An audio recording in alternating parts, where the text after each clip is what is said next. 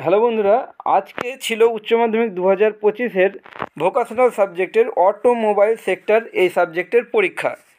তো এই প্রশ্নপত্র এবং উত্তর নিয়ে আমি তোমাদের সামনে আলোচনা করব। তো তোমরা যারা পরীক্ষা দিয়েছো তোমরা অবশ্যই ভিডিওটা দেখবে এবং তোমরা তোমাদের ভাই বোনেদের কাছে এই ভিডিওটা শেয়ার করে দেবে যারা এই সাবজেক্ট চুজ করেছে, যারা বর্তমানে পড়াশোনা করছে, যারা আগামীতে উচ্চ মাধ্যমিক পরীক্ষা দেবে, এই সাবজেক্টের পরীক্ষা দেবে যারা, তাদের কাছে অবশ্যই ভিডিওটা পৌঁছে দেবে, তাহলে তাদের কিন্তু অনেক উপকার হবে।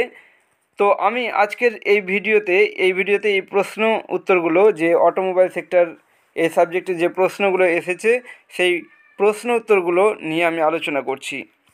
দেখো, মোট 30 নম্বরের প্রশ্ন, তাতে 10টি এমসিকিউ প্রশ্ন থাকে। তো 10টি এমসিকিউ প্রশ্ন দেখো, গাড়ির সাসপেনশন সিস্টেমের প্রধান কাজ কী? এটা উত্তর হবে রাস্তার ধাক্কা শোষণ করে মসৃণ এবং স্থিতিশীল যাত্রা প্রদান করা।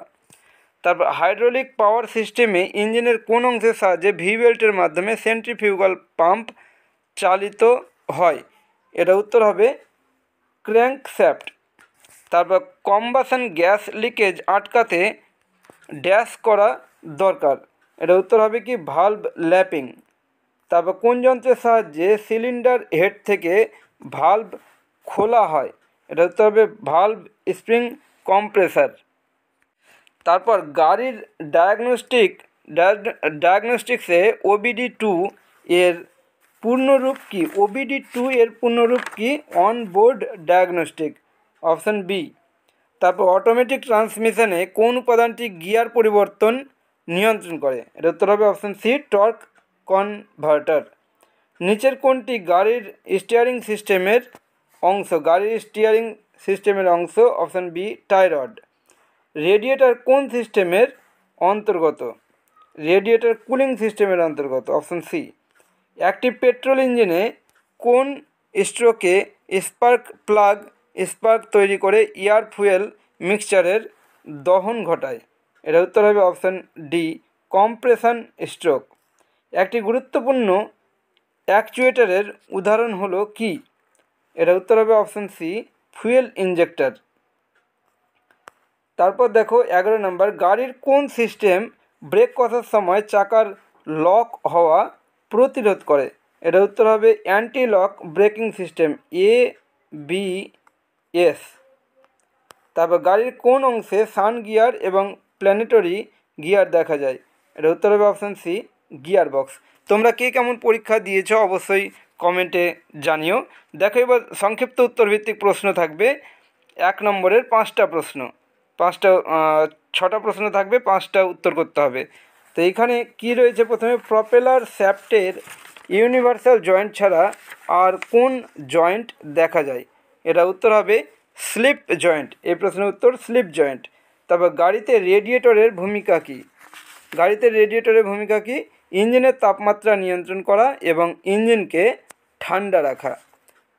তারপর 3 নম্বর, গাড়ির অটো ইলেকট্রিক্যাল সিস্টেমে কালো তার কোন সার্কিটে ব্যবহৃত হয়? এটা উত্তর হবে পাওয়ার সার্কিট। তারপর আধুনিক গাড়িতে কী ধরনের স্টিয়ারিং সিস্টেম ব্যবহৃত হয়? এটা হবে র্যাক এবং পিনিয়ন সিস্টেম। তারপর ইলেকট্রিক্যাল পরিমাণ মাপতে ডিজিটাল মাল্টিমিটার কিসের উপর নির্ভর করে? এটা অ্যানালগ টু ডিজিটাল রূপান্তর, ADC এর উপর নির্ভর করে। তারপর 6 নম্বর, এখানে 7টি প্রশ্ন থাকে। মাল্টি পয়েন্ট ফুয়েল ইঞ্জেক্টর সিস্টেমকে আর কোন নামে ডাকা হয়? এটাকে পোর্ট ইঞ্জেকশনও বলা হয়। তারপর গাড়িতে ফুয়েল পাম্প কী কাজে ব্যবহৃত হয়? ফুয়েল পাম্প কী করে? ট্যাঙ্ক থেকে ইঞ্জিনে প্রয়োজনীয় পরিমাণ জ্বালানি পৌঁছে দেওয়া এর কাজ। তারপর দেখো, বিষয়ভিত্তিক বা বর্ণনামূলক প্রশ্নাবলী, এখানে থাকে 3টি প্রশ্ন 5 নম্বরের। কী কী প্রশ্ন ছিল দেখে নাও। ওভারহেড ভালভ মেকানিজম, ওভারহেড ক্যাম মেকানিজম, হুইল বোস। তারপর 2 নম্বর, ফুয়েল সাপ্লাই সিস্টেমের প্রধান অংশগুলি কী কী? টার্বো চার্জার কি? টার্বো চার্জারের পরিচর্যা সম্বন্ধে যা জানো লেখো। 3 নম্বর, গাড়িতে ডিফারেন্সিয়ালের গুরুত্ব লেখো। ওহম মিটার কাকে বলে? ত্রুটিপূর্ণ কুলিং সিস্টেমের 2টি কারণ ও 2টি প্রতিকার লেখো। ভালভ ল্যাপিং প্রক্রিয়া সম্বন্ধে লেখো। ইউনিভার্সাল জয়েন্ট পরিষ্কার এবং পরিবর্তন করার পদ্ধতি লেখো। আমি ইংলিশ ভার্সানে প্রশ্নটা দেখিয়ে দিই।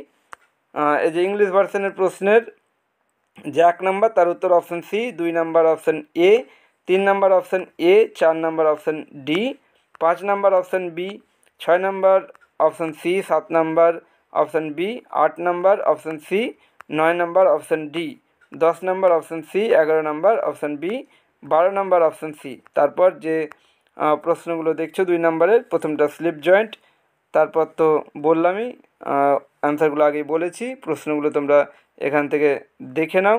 আর যে বড় প্রশ্ন সাবজেক্টিভ টাইপের 5 নম্বরের প্রশ্ন, সেই প্রশ্নগুলো এখানে ইংলিশ ভার্সানে আছে, এখান থেকে দেখে নাও। তোমরা কে কেমন পরীক্ষা দিয়েছো অবশ্যই জানাবে, এবং হ্যাঁ, ভিডিওটি অবশ্যই তোমরা তোমাদের ভাই বোনেদের কাছে শেয়ার করে দেবে। এখন এই পর্যন্তই, দেখা হচ্ছে পরবর্তী ভিডিওতে। Thank you so much.